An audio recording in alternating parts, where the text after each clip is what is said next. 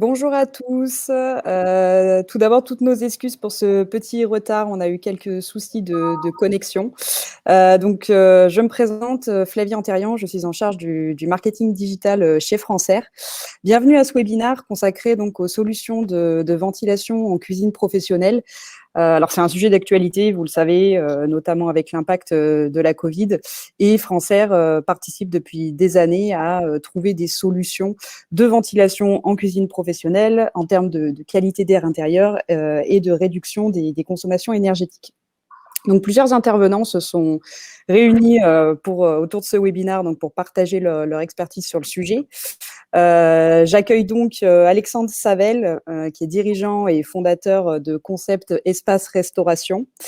Cédric Gaglio, responsable cuisine professionnelle, et Alain Rougelot, responsable Bonjour. développement, qui font tous deux partie de la maison Francaire. Alors, suite à ces petits problèmes de connexion, Alexandre sera malheureusement pas vraiment visible à la caméra, mais il nous entend, il est à côté de Cédric en haut-parleur. Donc, on va être ensemble pendant à peu près 45 minutes. On prendra 15 minutes en fin d'événement pour répondre à vos questions. Je vous invite pour vos questions à utiliser le petit onglet qui se trouve sur votre droite, intitulé « Questions ». Je vous invite également à activer votre plein écran, tout simplement pour pouvoir mieux voir les slides. N'hésitez pas à échanger, poser vos questions. Bon webinaire à tous. Et Cédric, je te passe la parole. Ouais, merci Flavie. Donc, comme tu l'as exposé, l'objectif du jour, c'était de faire un peu un point après une année, on va dire, relativement mouvementée en 2020 et puis du coup une année 2021 qui s'annonce aussi, on va dire, challenging sur le marché de la restauration. Donc, le marché a été confronté on va dire, à plein d'évolutions, plein de mutations, et on trouvait important de faire une sorte de point-étape ensemble sur donc ces grandes mutations auxquelles sont confrontés aussi bien nous en tant que consommateurs, mais également les propriétaires d'établissements et du coup toute la chaîne de valeur qui va comprendre les fabricants sur les cuisines pro dont nous faisons partie. Donc, l'objectif du jour, c'était de voir, d'entrevoir quelles sont les transformations qui ont impacté ce marché et puis surtout de comprendre quel rôle allaient jouer les systèmes de ventilation par rapport à ce contexte et éventuellement aux nouvelles attentes qui pourraient naître sur le marché. Donc, l'objectif de ce webinaire, c'est d'être structuré, on va dire, autour de deux axes majeurs, qui va être une première partie vraiment sur une analyse marché, une analyse de tendance et l'essor des dark kitchens, qui aujourd'hui est vraiment la thématique incontournable quand on parle cuisine professionnelle. On le voit bien en termes de publication, on le voit bien en termes de reportages, même télévisés. Donc, c'est vraiment le phénomène qui nous semblait important, en tout cas, d'aborder aujourd'hui. Et puis, dans un deuxième temps, nous essaierons de faire le lien, donc bien sûr avec la partie qui nous intéresse, donc la ventilation des cuisines, et voilà, et de comprendre aujourd'hui qu'est voilà, une cuisine vertueuse, jusqu'où on peut aller en termes de mise en œuvre, en termes de produits, de technologies, pour aller vers des cuisines qui sont toujours plus performantes et toujours plus donc vertueuses d'un point de vue écologique et économique. Donc, aujourd'hui, nous allons être deux et demi pour échanger, vu qu'on a un petit souci technique. Je vous propose donc de me présenter. Je vais laisser la parole quelques secondes ensuite à Alain et Alexandre pour se présenter et expliquer leur fonction, leur activité. Donc, pour ma part, donc Gaglio Cédric, je suis responsable marché cuisine chez Francaire. Donc, mon rôle va être d'être, on va dire, à l'écoute des tendances sur le marché, à l'écoute des besoins et de convertir tout ça en développement produit.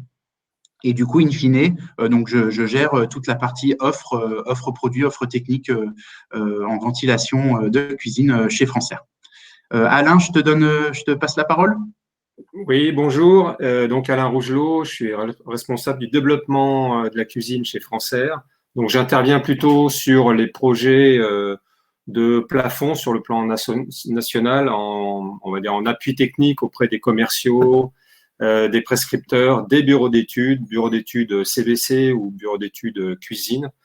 Voilà, donc principal rôle, c'est l'appui technique et apporter la bonne parole aussi de tous les produits français au niveau de la cuisine. Ok. Et du coup, Alexandre, ici présent, bonjour tout le monde, bonjour à tous, excusez-moi, petit souci technique du matin, bien sûr, comme il se doit. Donc en fait, nous sommes concepteurs d'espaces de restauration, on est basé à Montlieu, à la Côte-des-Pillons, dans le sud de la France. Et en fait, on est passionné de grande cuisine, passionné de ventilation également, parce que c'est un sujet important pour les cuisines. Et c'est avec un immense plaisir que je rejoins Cédric et Alain. Alors on se voit pas aujourd'hui, mais que je suis là pour vous parler aujourd'hui des dark kitchens. C'est un phénomène assez montant et assez présent depuis ces dernières années. Et donc nous allons dérouler tout ça tout à l'heure ensemble, avec plaisir. Ok, merci Alexandre. Je fais une petite parenthèse. Du coup, côté son, on est plutôt pas mal. Est-ce que on a bien entendu l'intervention? Ouais. Ouais. Oui. Ok, ça marche. Et ben alors, on peut dérouler et entrer dans le vif du sujet. Donc, comme je vous l'expliquais en préambule, on va démarrer par une partie un peu plus marché, analyse de tendance, et du coup, en savoir un peu plus sur ces fameuses dark kitchen. Et du coup, je laisse la parole à Alexandre sur le sujet pour comprendre ce phénomène. Ce phénomène de Dark Kitchen, c'est pas quelque chose qui est apparu comme ça, comme le virus à tout hasard en 2020. C'est vraiment quelque chose qui était déjà en marche. C'est un phénomène qui était déjà existant. C'est vraiment le résultat du bouleversement de nos habitudes de consommation, puisque vous et moi, on va pas au restaurant aujourd'hui en 2020, 2021, comme on y allait en 2015, en 2010, en 2000. En fait, on évolue, on change. Et donc, ce qu'on voit concrètement dans l'implantation de ces cuisines, c'est exactement le reflet de nos exigences, de nos attentes. Donc en fait, en 2020, qu'est-ce qui se produit? On a déjà 8% des repas consommés qui sont consommés à domicile ou hors domicile, qui sont issus de repas livrés. Et cette tendance, elle était déjà en route, puisqu'en 2016, on était à 5,6%, en 2018, on était à 8%, à 6%, excusez-moi. Donc, on a quelque chose qui va crescendo. Et effectivement, la crise du Covid a été vraiment un élément déclenchant, un carburant pour faire monter cette demande-là. Et donc, on voit qu'aujourd'hui, en 2020, le marché français, sur le sujet de la restauration à domicile, est en pleine croissance, avec un poids économique de 4,9 milliards d'euros. Je parle bien que de la France. Si on regarde au niveau international, on a des chiffres qui circulent aujourd'hui qui sont pas loin des 350 milliards, donc c'est vraiment un marché important. Et on a une croissance aujourd'hui sur les 2-3 dernières années qui frôle à peu près des 22-25% chaque année, avec des projections qui vont encore dans le même sens, toujours en augmentation. Et parce que tout simplement, vous et moi, on consomme plus du tout de la même façon. Et donc forcément, on arrive sur des outils qui sont adaptés, qui sont à aménager correctement. Aujourd'hui, ce qu'on sait, c'est qu'à peu près une offre sur 10 est préparée dans une dark kitchen. Et donc, on va regarder tout de suite ensemble qu'est-ce que c'est qu'une dark kitchen. Donc, ces fameuses dark kitchen, qu'on appelle dark kitchen, qu'on les appelle ghost kitchen ou qu'on les appelle cloud kitchen, simplement, c'est ni plus ni moins que des cuisines de restaurants virtuels. On est dans un monde virtuel, on est dans un monde numérique, puisque vous et moi, on a tous le téléphone en poche, on a tous la tablette, on a tous l'écran derrière les yeux à peu près une bonne partie de la journée. Et quand arrive la pause déjeuner, eh bien, en fait, au lieu de se rendre directement au restaurant comme on le faisait nos parents ou nos grands-parents, on a tendance à chercher à ce que tout ça arrive sur notre table, tout ça arrive dans nos bureaux. Et donc, en fait, ces cuisines, c'est effectivement des restaurants 100% virtuels. Ça a été initié par les plateformes de livraison, puisque c'est eux qui sont à l'origine, on y reviendra tout à l'heure. On n'a aucune restauration sur place. Vous risquez surtout pas d'aller dans une dark kitchen, vous asseoir et puis regarder comment ça se passe et manger impossible. C'est exclusivement dédié aux livraisons, au bureau ou à domicile, ou à l'endroit de votre choix, mais c'est les deux sites principaux. Juste également un petit chiffre à vous transmettre comme ça. Aujourd'hui, la consommation de ces produits au bureau, en fait, aujourd'hui, la grosse partie des livraisons se fait à domicile et au bureau, et uniquement également au bureau à 40%. Ces cuisines dark kitchen sont positionnées prioritairement en ville et également en zone périurbaine, on verra les raisons. Et elle propose une large gamme de produits. Ça va de la street food, fast food, good food, easy food, pour ceux qui aiment manger correctement avec des produits sains. Et donc, en fait, on est vraiment sur des espaces de restauration. On n'a plus de clients à s'occuper. On ne s'occupe que de la production et que de la distribution des produits. Alors, quels sont les acteurs de ces fameuses dark kitchen? Eh ben, tout simplement, d'abord, tous ceux qui les ont mis en place, parce que c'est en 2017 que la société Deliveroo, qui est une société britannique, qui a implanté ce système en France, sachant qu'aujourd'hui, les dark kitchen, les ghost kitchen, les cloud kitchen travaillent avec plusieurs plateformes de livraison. Donc, les trois principales qui sont omniprésentes sur le marché, qui se partagent la plus grosse partie du gâteau. Première société implantée en France, c'est la société Just Eat. Just Eat, qui en fait est le résultat du rachat en 2012 par des Anglais de notre pionnier français qu'on appelait à l'époque Allo Resto, si quelqu'un s'en souvient, en 1998. Ça nous enlève quelques cheveux blancs. Et en fait, c'est vraiment Just Eat, c'est vraiment le leader incontesté de la livraison de repas. À lui tout seul sur le marché européen, il détient 50% des parts du marché. Les livraisons sont effectuées soit par des livreurs de Just Eat liés à la plateforme, soit par des livreurs en fait liés directement au restaurateur. Donc en fait, c'est quelque chose qui est assez souple en termes d'utilisation. Deuxième prestataire incontournable, Deliveroo, qui lui est un anglais complètement 100% anglais, fondé en 2013. En fait, cette société arrive en France en 2015. Et là, cette plateforme de repas propose des repas plutôt d'un bon niveau gustatif, qualitatif. On est sur des produits assez élevés. Et enfin, la dernière et troisième plateforme, donc qui pèse à peu près 20%, s'appelle Uber Eats, puisqu'en fait, ça a été fondé en 2014 en Californie, arrivé en France en 2016, et là, on est plutôt avec des coursiers indépendants, et puis chacun connaît la tendance de la problématique avec les coursiers Uber. Mais on en reparlera tout à l'heure. Enfin, quelques acteurs locaux, parce que effectivement, tout ça représente 90% du marché. Mais par contre, 10% du marché se dispatche avec des acteurs locaux, dans les grandes métropoles principalement, et bizarrement plus dans le nord, parce qu'en fait, dans le nord de la France, on a des mégalopoles, comme en plein centre de l'Europe, mais Foodcherry, Nestor, Tester, qui sont des acteurs parisiens, ou alors plutôt en Bretagne, Place de la Gare. Donc voilà, il y a des gros et des petits, le marché est ouvert. Alors, quelles sont les différences dans ces dark kitchens? C'est un petit peu la forêt, c'est-à-dire qu'on peut à peu près retrouver un peu tout ce qui existe. C'est-à-dire qu'on a des dark kitchens qui sont positionnés en plein centre-ville et qui font du monoproduit. On a des dark kitchens qui sont multimarques, c'est-à-dire qu'il y a plusieurs sociétés d'exploitation à l'intérieur du même site. On verra le détail. Elles sont affiliées exclusivement à une plateforme ou à un réseau de livraison qui est plus local. C'est le choix vraiment de l'exploitant avec lequel il va travailler. Et on l'a déjà dit, il y a des typologies de prestations qui sont différentes. Et on verra tout à l'heure un peu plus dans le détail comment ça se présente. Très bien. Et du coup, est-ce qu'on peut rappeler voilà comment marche un peu le principe global? Oui, Cédric, parce qu'en fait, c'est très simple. On a aussi l'habitude en tant qu'utilisateur de ces plateformes, c'est-à-dire que la première étape, c'est la commande du client, la commande de tout ce qu'on nous sommes, avec un écran, que ce soit une tablette, un smartphone ou un PC. On vient choisir sa prestation, on vient choisir par rapport à un prix, par rapport à la prestation, par rapport à un prix, par rapport à un délai de livraison, parce que c'est le bureau de midi. C'est peut-être bien plus urgent que si on est chez soi le soir tranquille. Ensuite, tout ça se passe dans la dark kitchen où on retrouve la réception de la commande puisque l'agrégateur, qu'on appelle également la plateforme, permet de mettre à disposition la commande en fait pour le restaurateur. Donc en fait, il a tous les outils pour accéder sur des algorithmes, sur des prévisionnels. Donc au sein de la dark kitchen, on réceptionne la commande et en urgence, on va assurer l'assemblage, la cuisson, la remise en température et immédiatement l'emballage du produit pour qu'au plus vite, ça parte sur le dos du livreur et ça se retrouve chez le client. Du coup, quels sont les enjeux pour ces cuisines particulières? Ben là, effectivement, sur ces cuisines-là, les enjeux sont assez différents de la restauration classique, même si effectivement, il y a des curseurs qui sont transversaux. En fait, la priorité, c'est que l'État doit être préparé le plus rapidement possible, puisque chacun étant derrière son téléphone, son écran, on passe commande et c'est un peu comme à l'hôtel, c'est un peu comme du room service. On s'attendrait presque à ce que déjà, une fois la commande validée, le livreur serait à la porte. Donc, premier point, le plat doit être préparé le plus rapidement possible, ce qui veut dire une organisation hors du commun de cet espace. Donc, on verra.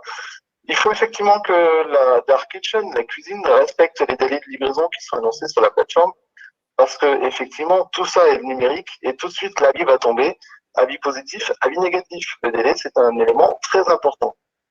Ensuite, il faut jouer sur la position de cette cuisine, c'est-à-dire qu'il faut qu'on soit en proximité directe avec les clients. Il faut maîtriser la zone de chalandise. En fonction du produit, on ne va pas se positionner au même endroit. Donc ça, c'est un élément qu'il faut être assez attentif également. Il y a une qualité de prestation que chaque client s'attend à ce qu'elle soit identique au restaurant. Voilà. Et par contre, également, le défi de ces cuisines, plus que dans les restaurants classiques, c'est d'assurer le maintien au chaud ou au froid en toutes circonstances de sa prestation. Il faut absolument qu'arriver chez le client, ce qui est chaud ce qui doit être chaud reste chaud, ce qui doit être froid reste froid. Impossible de manger quelque chose qui est fondu, qui est perdu, ou quelque chose qui soit pas à bonne température. À l'inverse, certains grands chefs aujourd'hui n'hésitent pas à proposer à emporter des kits où le client va mettre lui-même la main à la pâte et assurer la remise en température selon des conditions clairement définies d'avance, avec un process clairement présenté, établi, aussi simple que possible pour l'utilisateur final, pour le consommateur que nous sommes, mais qui fonctionne correctement. Et enfin, il y a un élément très très important pour ces cuisines, c'est la maîtrise des coûts. Il faut absolument rester compétitif, c'est-à-dire maîtrise des coûts matières et maîtrise des coûts du personnel. Je m'explique. On est dans un système qui est tellement concurrentiel en direct qu'effectivement, les quelques écarts de centimes de perte, de gaspillage sur les produits ou de personnel en trop ou en moins, ça peut effectivement avoir un impact très rapide sur la plateforme, enfin, sur la plateforme. Du coup, côté conception et aménagement, ça donne quoi? Pour nous, ça change un petit peu la donne en d'espace de restauration, et c'est aussi là le cœur de notre sujet, parce qu'on n'est pas que des concepteurs d'espace et du copier-coller, on a horreur de faire ça. En fait, ce qui est important, c'est de toujours s'adapter à la demande de nos clients. Donc, sur ces cuisines, plusieurs choses. D'abord, l'analyse. Qu'est-ce que je cherche à faire? Est-ce que c'est une restauration plutôt rapide, fast food? Là, je vais pouvoir me positionner directement en plein centre-ville et être au plus proche de mes clients. Et j'aurai par contre des surfaces réduites avec des contraintes qui sont liées à ces surfaces réduites. Mais par contre, si je veux travailler sur un produit plus qualitatif, j'ai des clients en face qui sont prêts à attendre un peu plus que la commande à l'arrive. Et là, je vais pouvoir me retrouver sur plutôt une cuisine en zone périurbaine, un petit peu moins de contraintes de surface, mais d'autres contraintes également. L'avantage de ces cuisines dark kitchen, c'est qu'en fait, on va pouvoir mutualiser des espaces et des équipements. Je vous rappelle, on n'a pas du tout de salle à manger à aménager. On n'a pas du tout d'espace à prévoir. Donc, en fait, tout ça, ça revient pour la cuisine. On va pouvoir mutualiser tous ces espaces si on est sur une cuisine multimarque et mutualiser les équipements. Attention, les équipements risquent d'être un peu plus spécifiques puisqu'il faut jouer sur la rapidité. Et donc, on va chercher quelque chose qui soit ultra rapide en termes d'équipement. Qui dit rapide dit forcément peut-être élévation de température, d'émission de vapeur, de chaleur dans le local. On verra tout à l'heure quelle solution existe en ventilation. Par contre, l'avantage indéniable, c'est la maîtrise des investissements et des loyers, puisque se positionner sur une dark kitchen en périphérie du centre-ville, ça sera beaucoup plus simple et ce sera beaucoup plus rentable. On aura des loyers plutôt modérés, qui sont les du centre-ville, plus les loyers pourront être modérés. Donc, on vient là optimiser la rentabilité de l'établissement. Donc ça fonctionne plutôt pas mal. Et dernier point qui est pour nous, en tant que concepteur, ultra important, c'est la maîtrise des nuisances.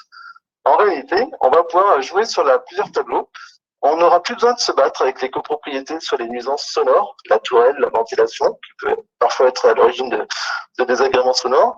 Plus de problèmes non plus sur les odeurs. On a beaucoup moins de problèmes sur les odeurs.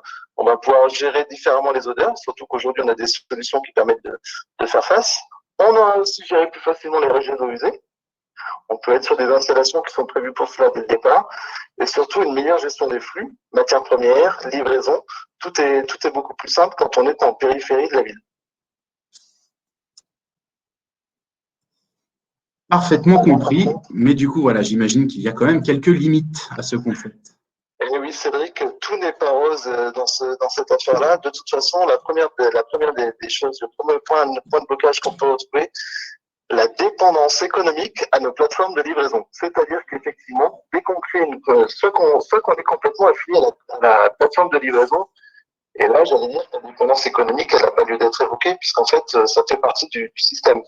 Par contre, si vous êtes simple restaurateur et que vous créez votre point de dark kitchen en périphérie et vous associez à des plateformes, sachez bien que vous êtes complètement dépendant de ces bombes mastodontes et qu'il va falloir faire preuve d'imagination pour trouver des systèmes de livraison qui soient peut-être un peu plus indépendants.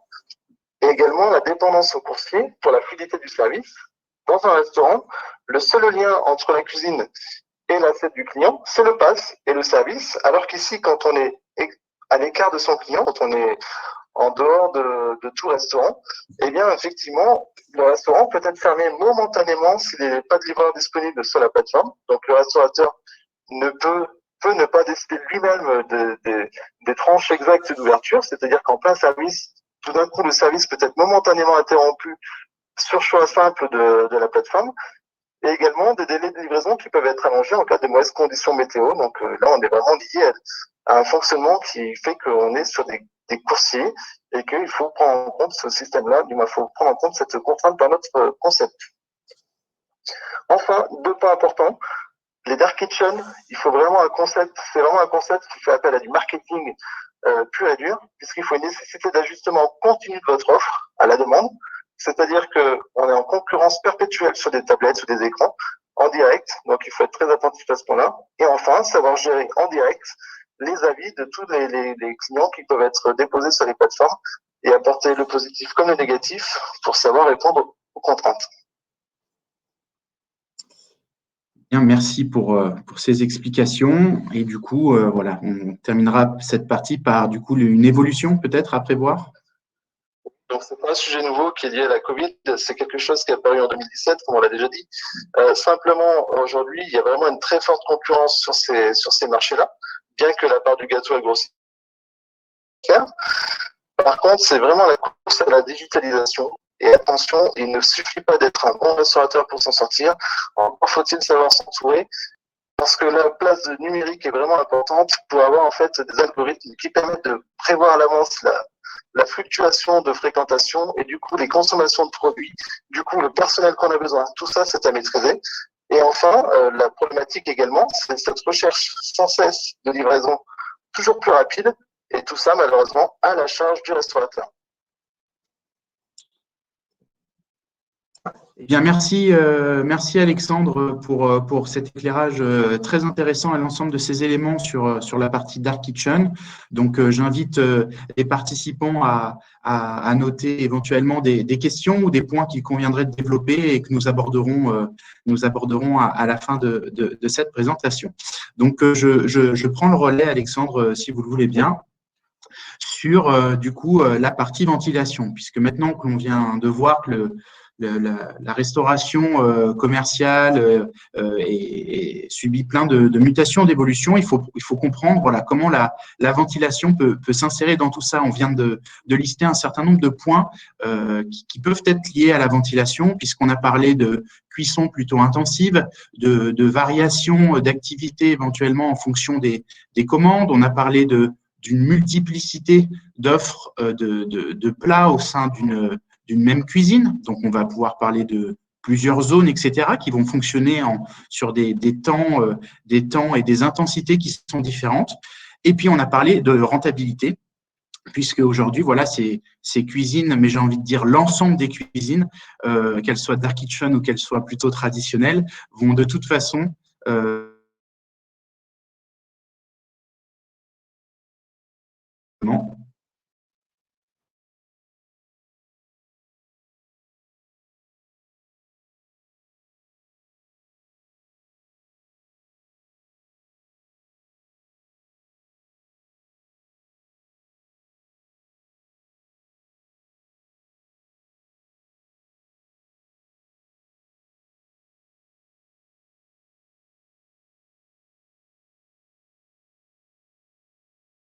Je suis de retour. Excusez-moi pour la petite perte de connexion. Flavie, tu me confirmes qu'on m'entend bien? Bon. Est-ce que les participants peuvent… Ok, super. Merci. Merci pour les petites infos. Allez, on continue et encore désolé pour tous ces soucis techniques, mais je crois qu'on connaît un peu tout ça dans notre quotidien professionnel, y compris sur des réunions un peu plus standards. Donc, je vais essayer de continuer. et on a perdu Alain. Donc, je pense que je ferai ces petites parties. Alors, voilà, je vous parlais du coup de postes des économies à réaliser, donc sur la facture énergétique, etc. Donc, on voit bien que la ventilation s'insère bien dans ce nouveau contexte marché, d'autant plus que désormais, on a rajouté des éléments qui étaient peut-être un peu moins perçus par le passé, notamment sur toute la maîtrise, on va dire, et le traitement sur l'air neuf, avec entre les divers polluants ou virus qui peuvent transiter via le traitement de l'air dans les locaux et qu'il s'agira de combattre. Donc voilà, nous allons aborder la ventilation sous deux enjeux, donc côté sanitaire et côté écologique et économique, qui sont de toute façon intimement liés. Alors, pour faire un rapide tour d'horizon, pour rappeler à quoi sert la ventilation d'une cuisine professionnelle, donc l'idée, c'est que la ventilation permette d'aller vers des zones de cuisson qui sont toujours plus efficaces, vers toujours plus de qualité d'air intérieur et plus d'hygiène pour l'ambiance de travail, et bien évidemment toujours plus de sécurité, puisqu'on va parler des thématiques de protection incendie, de sécurité incendie en cas de départ de feu.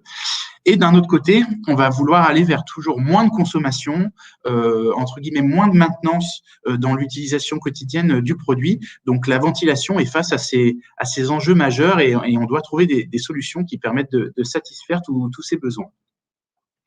Je voulais, avant d'entrer dans le vif du sujet côté ventilation, vous donner deux chiffres significatifs qui nous challengent au quotidien dans la conception de nos offres, puisque d'un côté, il faut savoir qu'aujourd'hui, 30% des dépenses énergétiques d'une cuisine professionnelle sont affectées à la partie ventilation et chauffage.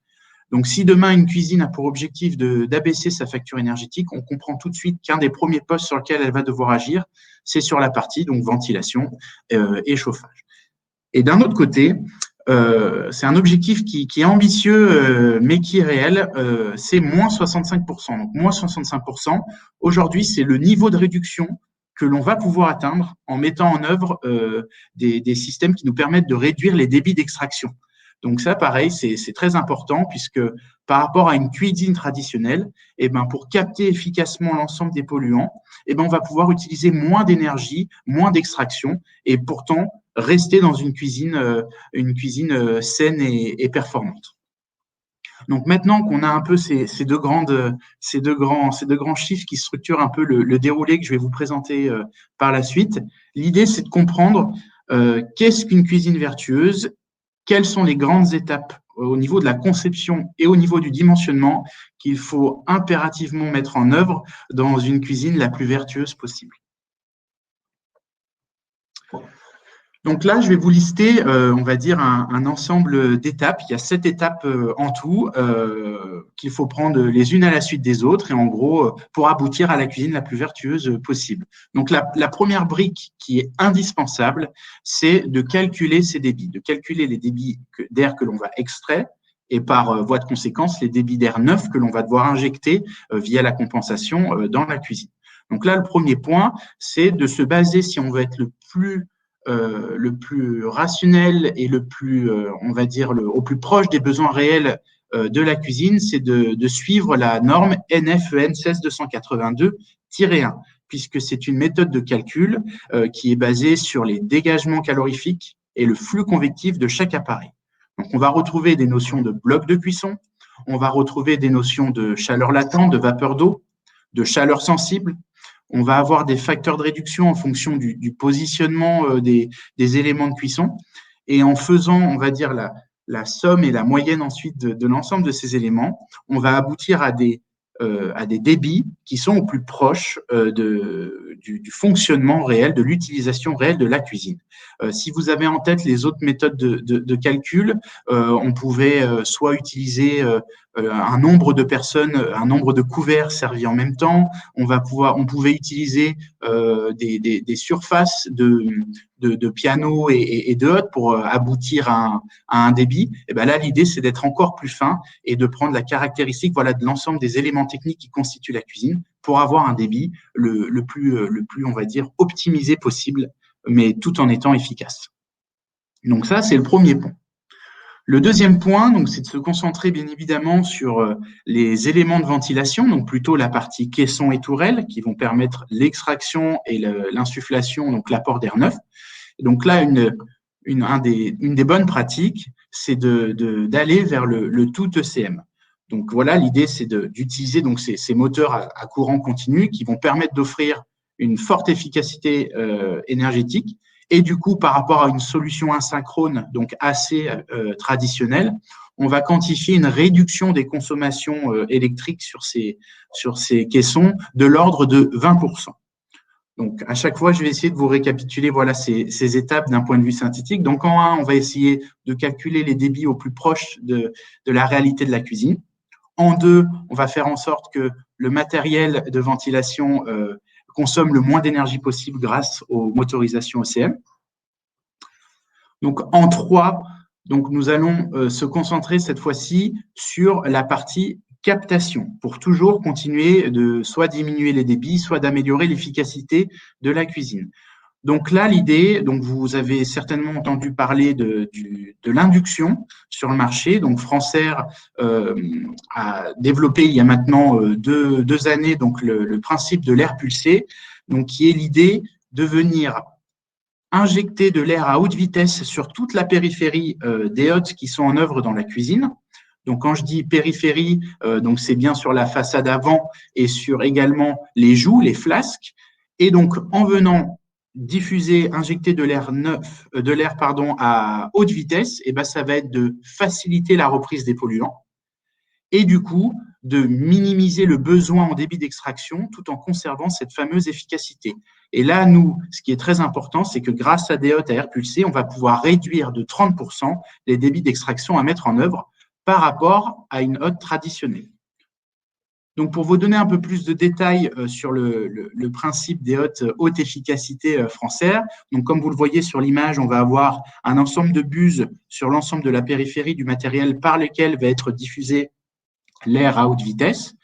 Donc, cet air, il provient d'un tout petit moteur ECM en fait qui est directement intégré dans la hotte et qui est pré-réglé d'usine. Donc, il n'y a aucun calcul savant à faire ou aucun réglage sur site. Ça, c'était très important pour nous, pour que nous puissions garantir le bon fonctionnement de la solution. Donc, on va venir souffler des jets d'air à 10 mètres secondes à peu près en sortie de buse. Donc, je vous ai expliqué que ça allait améliorer la captation des polluants. On diminuait le débit d'extraction en œuvre lorsque ce matériel est présent. Et du coup, on va aussi bien réaliser des économies d'énergie tout en préservant le confort des cuisiniers, puisque les polluants ne seront pas, on va dire, présents dans l'environnement de travail des opérateurs. Donc, maintenant que l'on s'est occupé de la partie captation, un point très important, ça va être donc la modulation des débits en temps réel. Donc là, je fais un lien avec les dark kitchens, notamment, puisque en fonction des pics de commandes en ligne, on va avoir des fortes variations possibles d'activité. Avant, quand peut-être sur des cuisines un peu plus traditionnelles, on était sur des services un peu standards, midi 14h, 18h, 20h, je prends vraiment un exemple lambda, ben là, on peut imaginer qu'avec la livraison, eh ben, on va avoir une activité qui est peut-être un peu plus homogène et un peu plus répartie, on va dire, sur la journée. Donc là, c'est tout l'intérêt d'avoir un système qui va permettre à la ventilation de varier, de moduler en fonction des besoins et de l'activité réelle de la cuisine. Donc là, l'idée, c'est de vous donner une vision synthétique du fonctionnement. Donc l'idée, c'est qu'en fait, avec le système Quickso, on va intégrer dans la gaine d'extraction donc une sonde de température et d'hygrométrie qui du coup va faire ces différents relevés et qui va permettre d'indiquer à la régulation soit d'augmenter l'extraction, soit de la diminuer et du coup en proportionnel, soit d'insuffler un peu plus d'air neuf ou de moins mettre dans la cuisine. Donc là, l'idée, c'est de faire varier l'ensemble de ce système sans intervention humaine. Puisqu'avant, on connaît les systèmes où c'est simplement l'opérateur qui va mettre plus ou moins de débit sur sa commande. Ben là, l'idée, c'est que vraiment le système varie de manière totalement autonome, ce qui va nous permettre d'aller chercher jusqu'à 50% de réduction complémentaire des débits grâce à l'utilisation de ce système. Et là, on arrive du coup aux 65% de réduction des débits que je vous présentais en préambule. Donc, en faisant la somme en fait de la hotte à air pulsé, qui nous permet de diminuer de 30%, et du coup des 50% complémentaires que nous allons pouvoir avoir avec un système de modulation automatique des débits. Je voulais vous présenter un cas d'application très simple en fait avec deux zones de cuisson. Donc là, dans mon exemple, si je me positionne dans une dark kitchen, on va avoir une zone 1 de cuisson qui va être toute la partie offre plutôt asiatique, plutôt wok, etc. Et on va avoir une deuxième zone de cuisson qui va plutôt être une offre de grill de viande, etc. Donc on est bien d'accord qu'en fonction des commandes, ces deux zones n'ont pas vocation à fonctionner de la même manière. Donc, l'idée, ça va être simplement de pouvoir piloter les zones en fonction des commandes qui arrivent et en fonction de l'intensité des deux zones de cuisson. Donc, quand on regarde, ça c'est un peu une simulation que j'avais fait. Voilà, l'idée, c'est de se dire qu'on va avoir typiquement beaucoup plus d'activité sur la partie wok. Donc, on va avoir, on va dire, un débit d'extraction qui est beaucoup plus régulier sur la journée, quand sur la partie plutôt grill, on va avoir des pics un peu plus intenses, surtout sur la partie du déjeuner. Donc, la moyenne de ces deux va nous permettre d'aller atteindre voilà, jusqu'à 50% d'économie d'énergie grâce à ce pilotage par zone. Donc, une fois qu'on a mis en place l'ensemble de ces éléments, on peut même aller encore plus loin si vraiment on cherche à maximiser les économies d'énergie, puisqu'en fait, toutes les calories et toute l'énergie qui est issue du coup de ce qu'on est en train de cuire, eh ben, peut être récupérée. Donc, au travers d'un échangeur et d'un système qui est bien sûr spécifique à la cuisine, puisque l'air va être chargé en fumée, va être chargé en graisse, en polluants. Donc, il faut bien évidemment des typologies d'échangeurs adaptées. Donc, c'est ce que France-Air propose ici avec des échangeurs notamment qui vont permettre de se laver de manière automatiquement et de dissoudre, on va dire, toutes les graisses qui pourraient s'accumuler. Donc là, l'idée, c'est de récupérer les calories qui sont issues donc, de ces zones de cuisson pour venir préchauffer en fait l'air neuf qui va être introduit dans la cuisine et du coup totalement limiter en fait l'utilisation de batteries que l'on va mettre sur le réseau et du coup, in fine, considérablement réduire la facture énergétique sur le poste chauffage. Là, je fais un parallèle encore une fois avec l'autre chiffre que je vous avais donné en préambule et les fameux 30% des dépenses d'une cuisine qui sont directement affectées au poste ventilation et chauffage. Et ben, on voit clairement que la partie récupération est une solution viable et durable pour apporter une solution concrète à ce sujet. Donc là, l'exemple que je vous donne ici, c'est un Coogs, donc plutôt un échangeur qui est déporté en toiture. On a des efficacités d'échangeurs qui vont jusqu'à 50%, mais sachez qu'il existe aussi des hottes qui intègrent l'échangeur directement dans le plénum, ce qui nous permet d'être au plus proche de la zone d'émission de toutes les calories pour encore mieux les récupérer. Donc, on a parlé de la récupération. On parle maintenant du traitement de l'air. Donc, c'est un sujet où on va dire historiquement, on se concentrait sur le traitement de l'air qui était extrait, puisqu'on sait pertinemment, surtout quand on est en zone urbaine, que l'on va avoir des forts dégagements de graisse et d'odeur sur toute la partie air extrait. Donc là, on a beaucoup travaillé pour que l'UV se démocratise et l'utilisation d'ozone puisse être un maximum mise en œuvre avec le plus de simplicité et d'efficacité. Donc là, l'idée, c'est simplement soit de faire transiter l'air au travers de lampe UV directement ou soit d'injecter de l'ozone dans les gaines d'extraction. Et ça va avoir pour impact direct, donc ce sont des réactions chimiques, des réactions qui vont agir sur les molécules, et donc ça va transformer les particules d'odeur en particules inodores, et ça va avoir un deuxième objectif, ça va venir dissoudre, grignoter les graisses dans les réseaux, et du coup protéger d'un point de vue donc sécuritaire les dépôts de graisse, donc les risques de départ incendie, et bien sûr la durabilité des équipements, puisque on protégera typiquement le motoventilateur d'extraction de l'encrassement des graisses possibles sur la turbine, par exemple.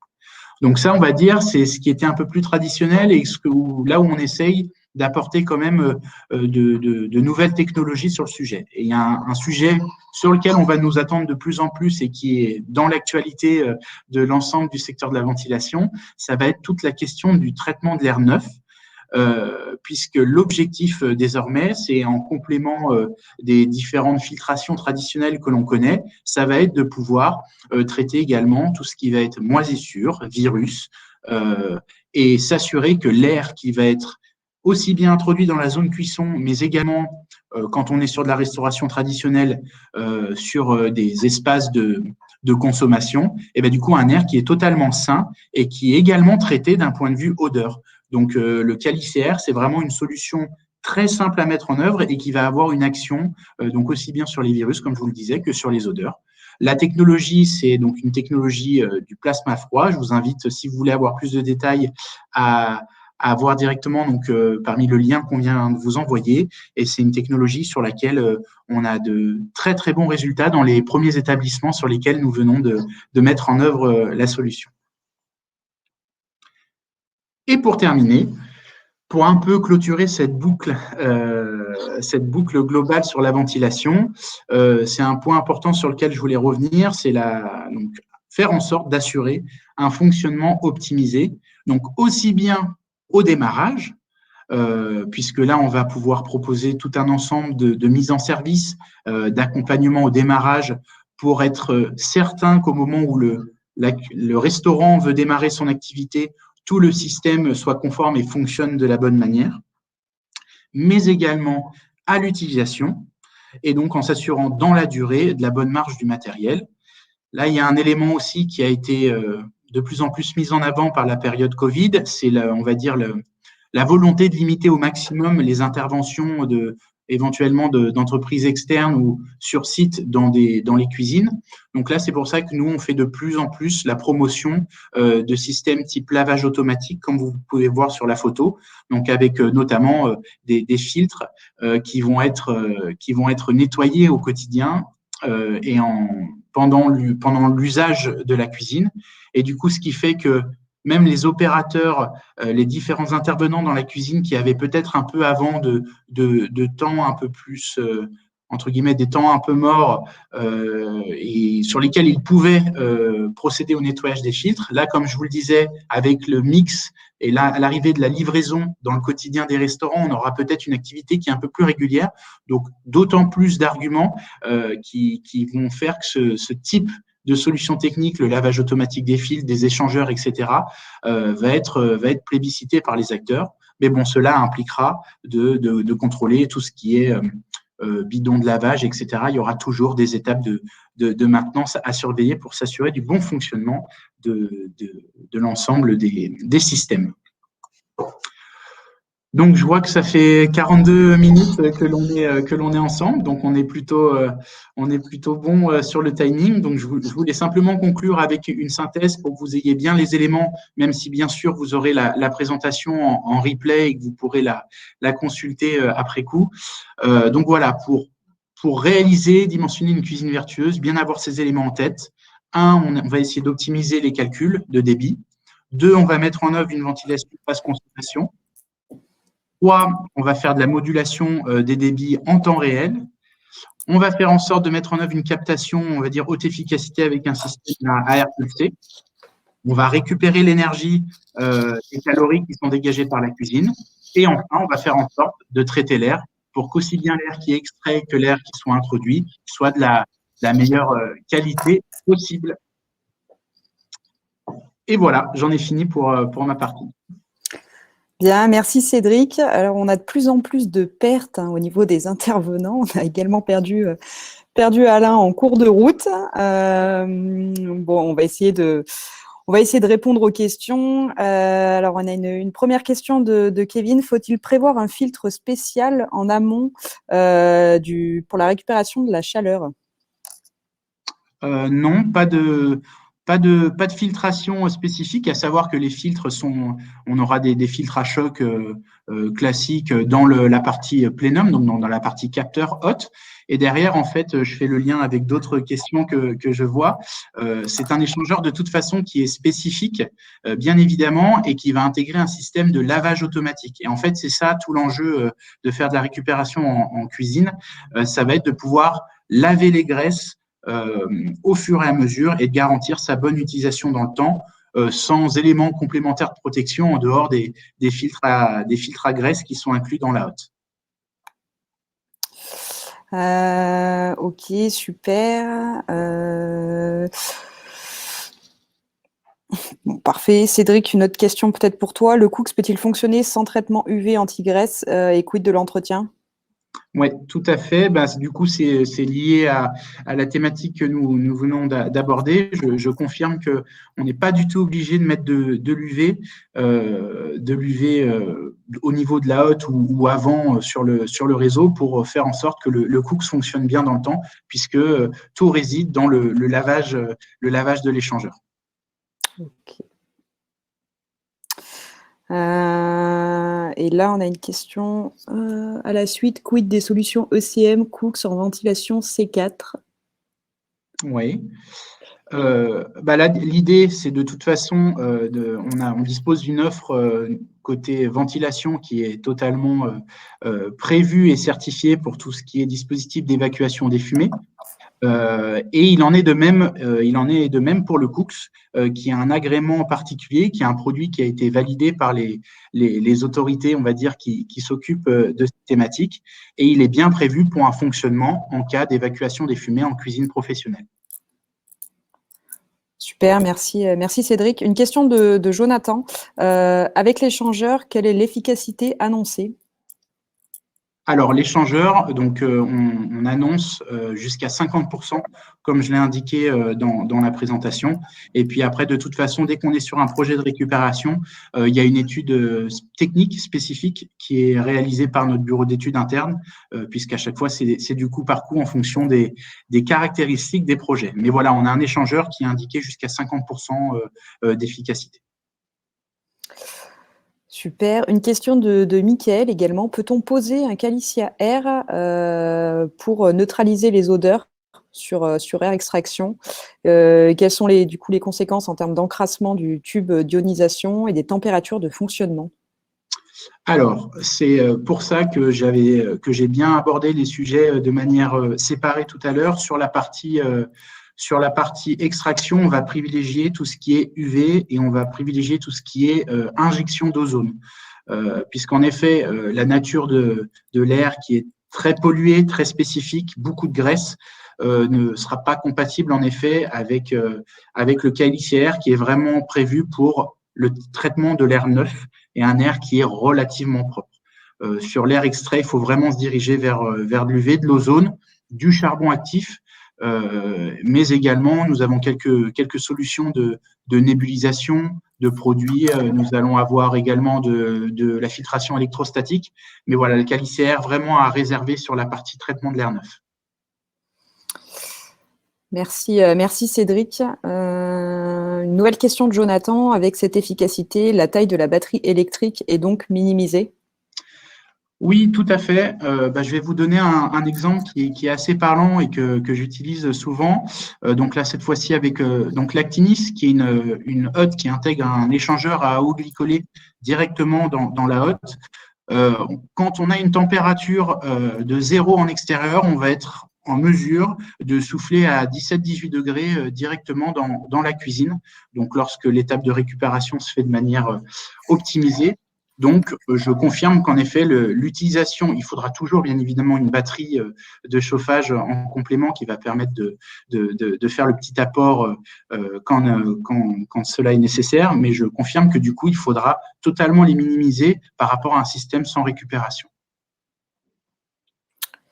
Merci Cédric. Une nouvelle question. Le système d'injection d'odeur n'est-il pas suffisant du coup? Et est-ce qu'il faut prévoir en plus un système d'UV? Alors, pour des cuisines, on va dire, de petite et moyenne surface avec avec une utilisation plutôt standard, on va avoir des niveaux très, très satisfaisants de traitement avec en effet des produits de nébulisation ou, comme je vois, de spray de produits spécifiques. Par contre, quand on va être dans l'utilisation, en présence de cuisines qui sont beaucoup plus intensives, qui génèrent beaucoup de graisse, donc je pense à des friteries, je pense beaucoup à la cuisine asiatique.